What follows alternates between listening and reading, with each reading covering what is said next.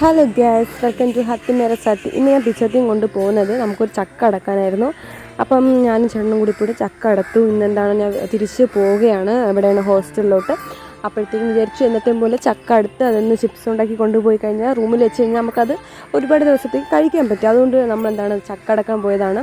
അങ്ങനെ 2-3 ചക്കയൊക്കെ നമ്മൾ അടത്തായിരുന്നു. എന്താണ് നല്ല വെയിലും കാര്യങ്ങളൊക്കെ ഉണ്ടായിരുന്നു. അങ്ങനെ നമ്മൾ ചക്ക വെട്ടിയിരിക്കുന്നു. ഇന്നത്തേക്ക് എന്താണ് ഹോസ്റ്റലിൽ കൊണ്ടുപോകാൻ വേണ്ടിയിട്ട് ചിപ്സ് ഉണ്ടാക്കാൻ വേണ്ടിയിട്ടാണ്. വാഴയ്ക്കുണ്ട് ഗൈസ്.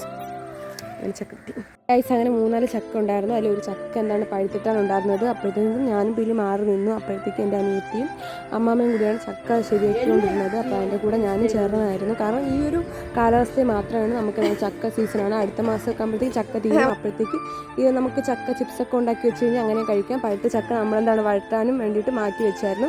അങ്ങനെ അതിൻ്റെ കൂടെ അപ്പം ഞാനും ചേർന്നായിരുന്നു. പെട്ടെന്ന് ഉണ്ടാക്കണം, കാരണം എനിക്ക് ഇന്ന് വൈകിട്ട് വേണം തിരിച്ച് പോകാൻ വേണ്ടി. അങ്ങനെ നമ്മൾ എന്താണ് അമ്മാമ്മ ചക്ക വറുത്ത് തയ്യാറായിട്ടുണ്ട് ഗൈസ്. കൊണ്ടുപോകാൻ അങ്ങനെ നമ്മൾ ഇതൊക്കെ ചക്ക വറ്റിലുണ്ടാക്കി അത് കുപ്പിയിലാക്കിയിട്ടുണ്ട്.